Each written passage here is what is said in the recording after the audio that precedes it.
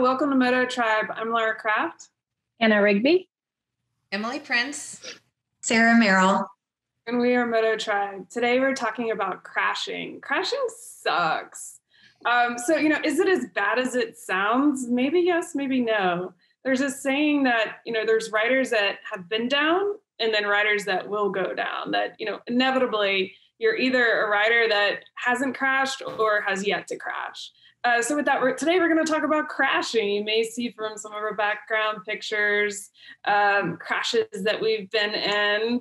And with that, I think Anna has the most interesting photos. So Anna, let's hear from you. I don't know what you're talking about. I was just doing the splits in the middle of the track. Yoga. So yeah, I've had quite a few crashes over my, I guess, last 9-10 years of riding, all from street, track, dirt, gravel, all kinds of stuff, anything I've tried. I'm going to go back to one of my very first crashes, probably, I would say a year into riding on street, and it was actually on my 600. I was in the mountains and I got a little overconfident. Something my husband's grandfather told us was, if you ever start feeling overconfident on the bike and it gives you an ego, you need to check yourself, because that's when bad things happen. And that's kind of what happened to me that day. I was out with some friends and I was just feeling awesome. I was, just getting in the groove. And I was just feeling kind of cocky and not really paying attention to what the bike was doing under me and just being like really, throwing it around. I wanted to pull over and there was a bunch of gravel. And I didn't really think about it because I didn't have any experience with gravel yet. And I tucked the front. I did it at a really slow pace. I think I was only going 10 miles an hour, maybe. I was slowing down already.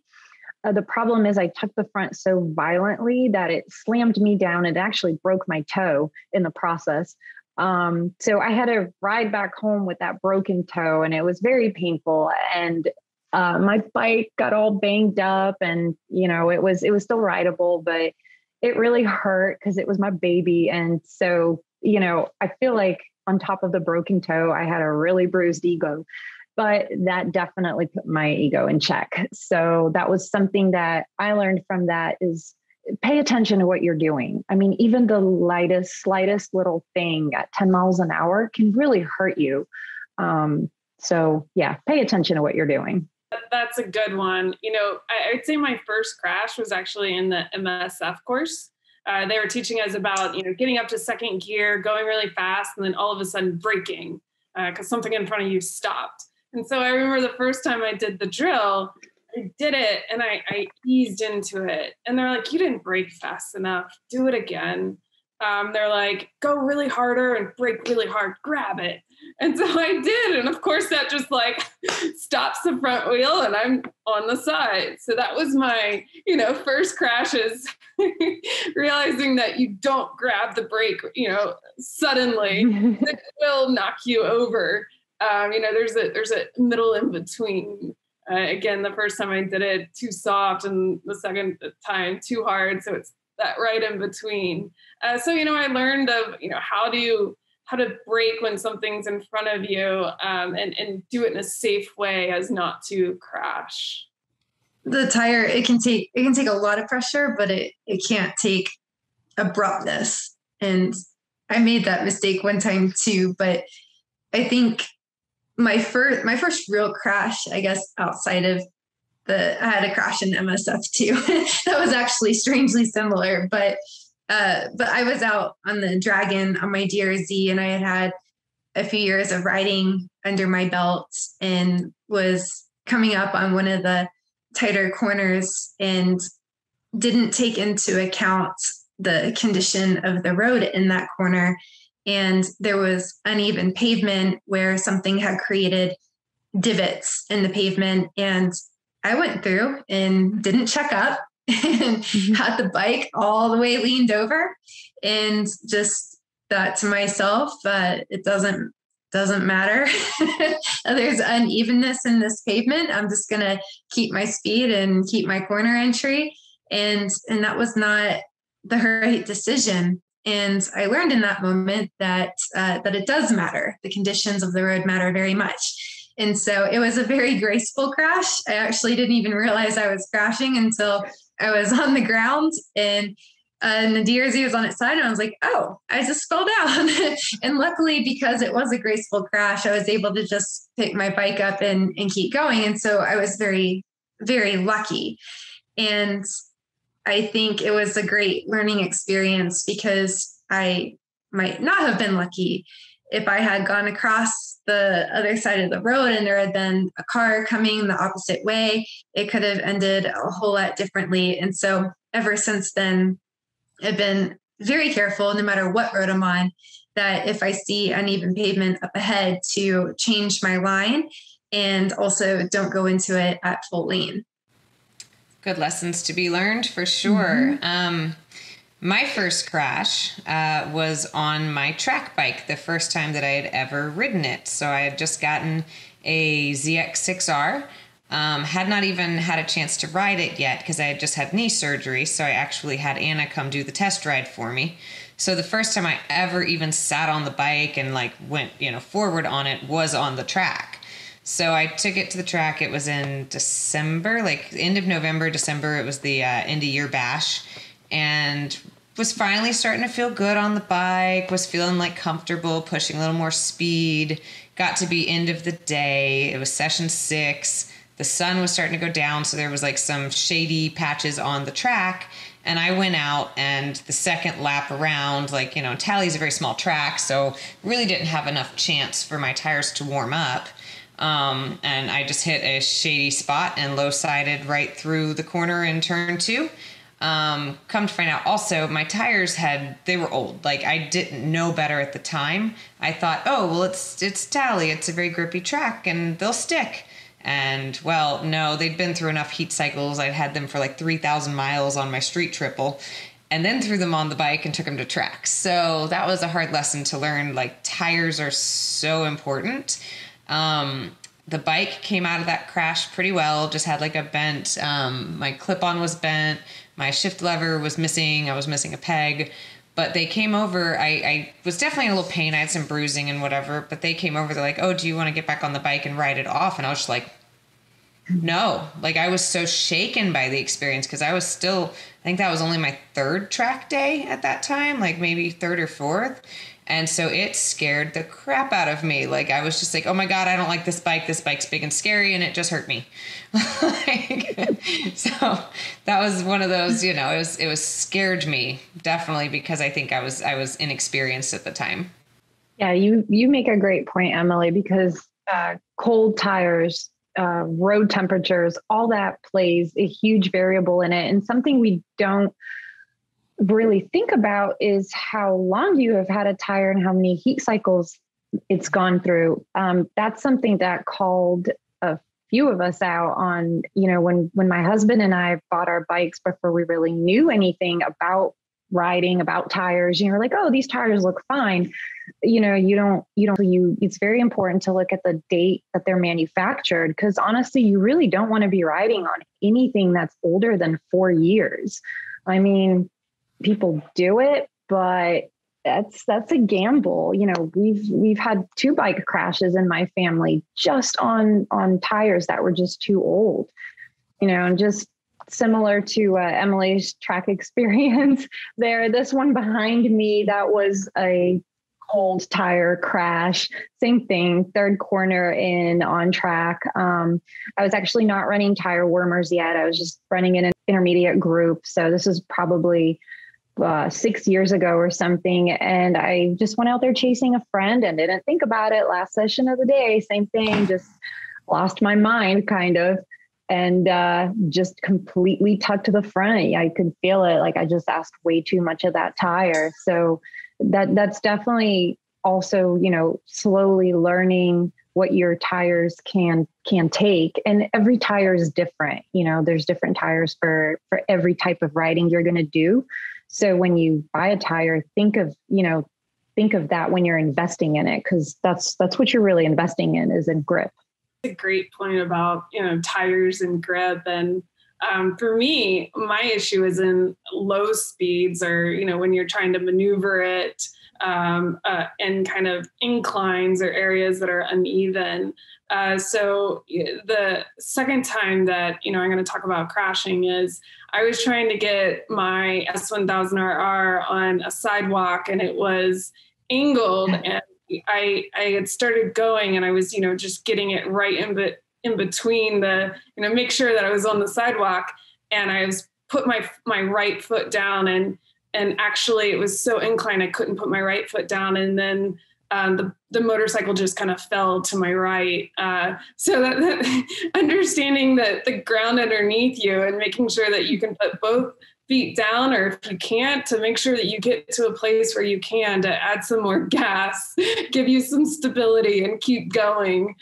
So, it's slow speeds make you a little bit more unstable. One of the mistakes that I made that led to a crash, well, it was actually two mistakes. And this time it was on my sport bike. And you all had mentioned cold tires, and that's a leading cause of crashes, is going full send on cold tires, but also a lack of focus. And so I was going out on my sport bike, and it was my first ride after what felt like a long winter. And I was heading to the Dragon, and my husband said to me, he said, "You haven't been on the bike in a while, and it's cold outside. You have cold tires." I also had new tires on that were brand new. And so I went out, and then I knew there was another pack of riders coming up behind me. And so I started picking up speed, and then got focused on what was behind me instead of what was ahead of me and what I was doing. And I lost focus, and I was looking back behind me, which I shouldn't have been doing. And I was on cold tires, and sure enough, went through a corner, wasn't focused, was going too fast for the tires that I had, and it didn't stick. And I ended up off on the side. And luckily, it was another one of those instances where I was very lucky and could pick my bike back up and keep going. But it's a reminder to me to remember that focus and cold tires are two of the top reasons for crashes. So on to my second crash. I've only had two. That's my most recent one. This is my Triumph, my street bike. It was, I guess now it's coming up on 8 weeks. It'll be 8 weeks on Friday since I crashed. It was first kind of decently warm day since winter. It was, when was that? January? Yeah, it was January, like January 15th, I think. Yeah, that's right. So I got very excited because I stepped outside. It was sunny, and I was like, oh, it's nice out, even though it was only maybe 52 degrees was the high, but it was sunny. So I said, I'm going to ride to the gym. And so I put on my Kevlar jeans, which I typically wear to go to the gym, and a leather jacket, put on my little backpack to go, and stopped to get gas, decided to take a kind of meandering route to the gym that has a couple twisty turnies, and just got, I don't know, a burr in my butt and decided to send it, even though I wasn't wearing full gear, even though I knew it was cold out. I hit the first, there's a S turn. I hit the first one, and I just gassed out of it into the second part of the turn. And woo, my bike went sliding. I went sliding. I went about 100 feet down the road, me and the bike both. And I mean, into oncoming traffic. I was in the opposite lane for I don't know how long, and then fell back into my lane in front of my husband, who was riding behind me. So he had to narrowly avoid hitting me as I was in the road. My bike had slid off to the side there. So that was definitely a cold tire experience. They were new tires, so it was definitely not an age or a quality of the tire. They're excellent tires, but they were cold because I had just stopped for gas, and they had no heat in them whatsoever. And I pushed way too hard. I asked way too much of the tires at that point, and I learned a hard lesson. As you can see in my pictures, my beautiful exhaust got damaged. The fairings on the back got damaged. My tank has a huge dent in it. And that's just the bike. I mean, I ended up with a nice hole in my knee, like a big gash, some road rash, since I was wearing jeans and not my leathers. Wound up with a big hematoma and bruise on my butt. And, you know, luckily I was wearing the leather jacket because I didn't realize at the time I apparently did a bunch of rolling also. Like my helmet hit the ground. My leather was just destroyed all over my jacket. So thankfully the jacket did its job and I managed to like have no serious injuries, just painful and embarrassing injuries. I had a similar one on in the mountains, just like you. Same thing. I pulled over. It was getting chilly in the day, like the sun was going down, so there wasn't like heat on the pavement. And I had stopped to talk with some friends on a pullover, and my tires were completely cold. And the worst thing is I knew this. I had mentioned this to them, like, oh, hey, we need to like chill out and warm our tires back up. And we'd been riding pretty aggressive that day. So I was same thing, like really amped up. I think it was like last April. So it was like first, like really hot day of the, of the season. And same thing, went out there, and I don't know what happens when you sometimes have people behind you, like just like Sarah, like I had people behind me and I was feeling good, but I knew the bike, I was just asking too much of it and actually applied too much gas at the apex, already knowing that I was pushing the tire too much. And then the rear this time came out from under me. So I think that's also really important to know why you crash. If you have crashes and you don't know why you're crashing, you can't learn from it. Not only that, but it puts fear in your mind. I think, crashing and getting hurt, it sucks. It wrecks your wallet. It wrecks your body. It takes your time from you and other people around you if they have to take care of you, if you got really hurt. But the most important thing I always feel is it wrecks you mentally. It can really scare you. And if you don't know what happened, that makes it even worse. My crash last April was probably one of my milder crashes that I've ever had, even though it happened on the street. The bike got pretty damaged, but I was completely fine. But it got into my head mentally because I had slid across the street and I knew that I had gotten lucky. If this was any other time during the day where there's a lot more traffic there when we normally ride on the weekend, I would have been hit and that would have been a really bad time. So, that's something to think about too. How does crashing affect you mentally?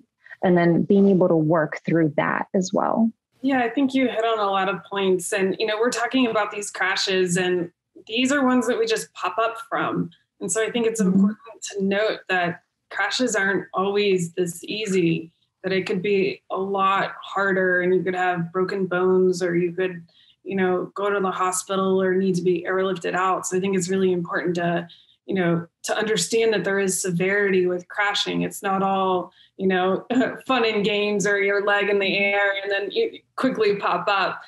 So one of the crashes that I had was on track. I was used to running slicks and I was testing these new tires and they were actually DOT, so street tires. Actually, funny enough, when they put them on the bike, they said, wow, the front is really a hard compound. And I was like, yeah, sure. Okay. And I was out riding my favorite track at Barber and feeling really confident and going fast and, was just pushing and asking a lot of the tires. And again, I was on this DOT and it was a really hard front. I think it was a combination of the tire, but then also, my confidence that, I thought I had it. And, I had just a really, really easy low side. So I was going super fast, but super easy low side and, popped up from it. No big deal. But again, it was, I had leathers on, was that track. And so a lot of people could, pick up my bike and help me get it off the track and move on from that. But, I think that sometimes, you may be riding by yourself and may not have, help that can help you with your bike and get you out of a situation. So I think it's really important to note. And, as we've talked about on other episodes about, making sure that people know where you're at and or sharing your location or texting someone so that, if you do not show up at a particular time, that someone knows that something may have gone wrong. You mentioned different variables like the tire compound that can lead to crashes, and there really are so many different variables, and it can even be the type of bike that you're on, being at a track that you're unfamiliar with, because if you can see the photo behind me, I'm on a little pit bike, and I've crashed a lot on the pit bike, but my first crash ever on the pit bike was my most epic one. And unfortunately, it was the worst crash I've ever had, was actually on a tiny bike, but it was my first time on that bike in a race situation. It was my first time racing on that track, on that place. And you have to take into account variables. You have to think, are you on tires that you've never ridden on before? Is it a compound that's not the right fit? Is it a new track? Is it a bike you're not used to? Because I went out the first race and went full send in practice into one of the corners without taking my time picking up speed. And I realized in the moment coming around one of the faster corners that my bike wasn't turning quite as fast as I thought that it would in that space. And it was also awfully dusty in that corner. And it actually sent me kind of careening off the track. And there's a creek bed actually just off the track. And there's a fence that's basically just a metal wire running across. And I went under the metal wire, but my head did not. And I actually caught my neck on the metal wire, and then my body hit the post. And so I had a laceration across my neck that could have been very bad. It could have been very bad. And then I also broke a rib in that accident. And because it was my first race, and I think because my adrenaline was pumping, and I think I had maybe a little bit of shock going too, I ended up racing. But then after the race, realized how much pain that I was in, and I found out after the fact, after I went to a doctor, that I had broken a rib, and so it was pretty painful. But it was a lesson to me that when I get on a bike, or especially on a road or a place or anything that I'm not used to, that to take a moment to not go full send, and to take my time, get acclimated to the bike or get acclimated to the track, and to not rush it. And so that was something that I try to keep in mind in the future. I guess I would like to say, kind of to wrap up my crash stories, with the first one being on track, it did take me a while, since I was still very new to track riding. It took me a good bit to kind of get over the fear of leaning the bike. Because when you have a cold tire crash, which both of mine have been cold tire crashes, so you'd think I would know better by now. But when you have a cold tire crash, it's like you have traction, and then all of a sudden you just don't. And so that there is no warning. There is no like, oh, I'm starting to lose grip, or, oh, I'm starting to go over. It goes from you're there, and then all of a sudden you're on the ground. And so for me, trying to build back up the confidence to actually lean the bike enough took a long time. And anyone that's been following me for a while and whatever knows that I struggled for, I don't know how many months to get my knee on the ground. And I think a huge issue with that, I associated the knee touching the ground with my crash, because that was the only time in my experience that my knee had actually touched the ground, that any part of my body had touched the ground while moving. And so it built this mental block in my head of like, oh, the second I felt the knee on the ground, the second I heard the noise and felt the feedback, I would panic and jerk my knee up because it scared me. I was like, oh shit, I'm crashing again. Oh no, I'm crashing.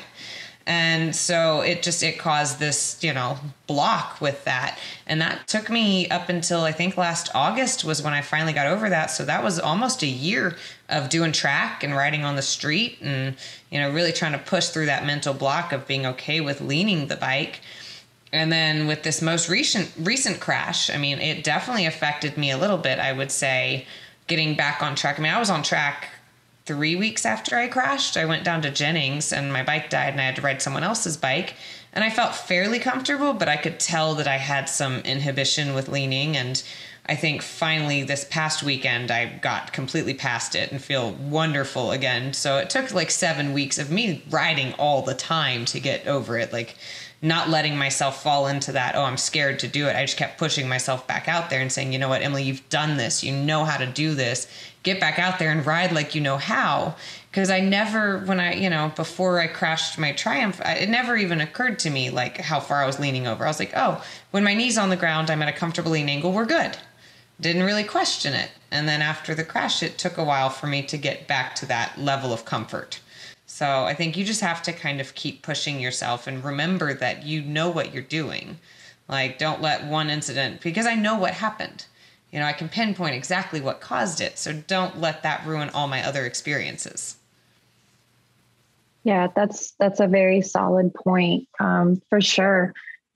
And just dealing with it mentally too. Like not to bring it down or anything, but like I've had a lot of friends in the mountains, that I've seen them go down. I've had to take a few people to the hospital. I've lost people. I think we all have. We all know somebody that we've lost to a motorcycle accident. So I think when it happens to you and when you get away with it, it also makes you think really hard on, what could have been. It's a harsh reminder, and it's a really important lesson to take something positive away from. Because it is a dangerous sport, and you're out there, especially, riding the street, you're out there with cars. So it's just important to, take care of how you're riding and just make sure your tires are warm and, and pay attention to the pavement. Yeah, I think that's really smart. And I think we've all been really lucky, again, because we haven't had serious crashes. And, these crashes, I think it's mentally played on our riding a little bit afterwards. I don't think there's a way that it can't, because once it's happened, you're like, wow, that's possible. It's possible to go down and, don't want to repeat it. And as long as you understand what happened, I think you're a little bit more careful around making sure it doesn't happen again. So again, it's always making sure that you're in the right state of mind to go out there and ride and not rush it. Because when you rush things, you're more likely to make a mistake. Or when you're overconfident, you're more likely to make a mistake because you're like, oh, I've got this. Like, I'm not going to crash today. And, that's when it's going to happen. I just really want to urge people who have had crashes to, if you can, get back on. It's mentally very difficult. I mean, even with the four of us not having really bad crashes, it's mentally very challenging to get up the courage to get back on the bike and to fight that fear. And I feel like after every fall down that I've had, even though it was not bad injuries, I've had to get over that mental roadblock. And recently I had the chance to interview some fellow riders who did have very severe crashes, and talk to them about what it was like to overcome what very well could have been a near-death experience, and what that was like for them to have to try to get back on the bike. And I think all of them gave that advice that it is worth it. It was hard, but it was worth it. And motorcycling is always a risk. But I think something that all motorcyclists have in common is that it's our passion, and it makes us feel alive. And so I think in that sense, it helps give that motivation to want to get back on. And I want to add to that because I think there was a crash that happened right in front of Sarah, Anna, and I's eyes. We were riding the Dragon and we stopped to talk to our friends, the photographer friends, and one of our friends carried on and she got hit by an oncoming rider. And she had to be transported to the hospital, and to this day, and this happened a year or 2 years ago, she still is unable to ride. She doesn't ride. And, I think she still has serious injuries from it. We showed up and she was laying on the ground, and, I'll never forget that because it was wait, that could have been me. We pulled over on the side of the road and, she carried on and we were just a few minutes behind, and she was the one that got hit by an oncoming rider. Yeah. And to this day, I know she's had multiple surgeries. I think she's just starting to be able to move a couple of her fingers and maybe clench her fist.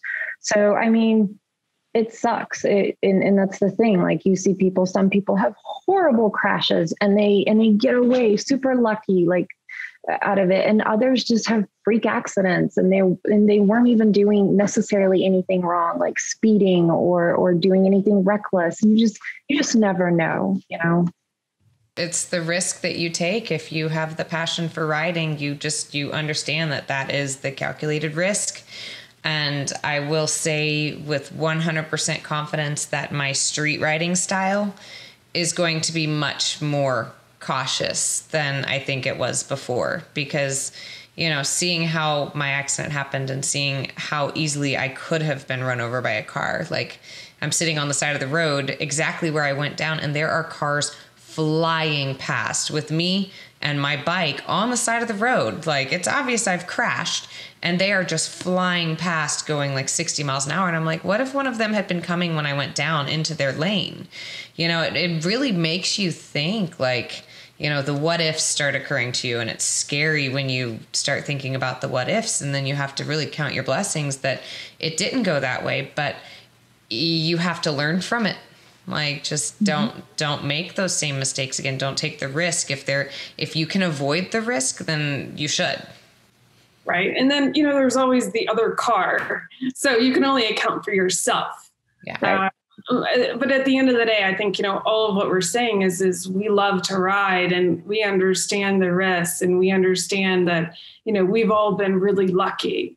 But that doesn't stop us from, riding, knowing that our luck may run out at some point.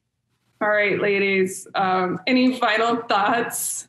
The idea of not riding, that I just can't even imagine at this point in my life how empty I would feel without this. And so it's worth it to me to take that risk. Like you said, it's our passion, and made the choice. Yeah, I think passion is kind of synonymous with being a little bit crazy. You're crazy about something. So you have to be okay with, things that probably your mom wouldn't be okay with. All right, Sarah, end us on a positive note. All right. Well, I think a big takeaway from what all of us have said is just the ability to learn from it. And it's a learning experience. And sometimes, crashing is embarrassing and it's hard. But if you think about it from the standpoint of what have I learned from this? What have I gained?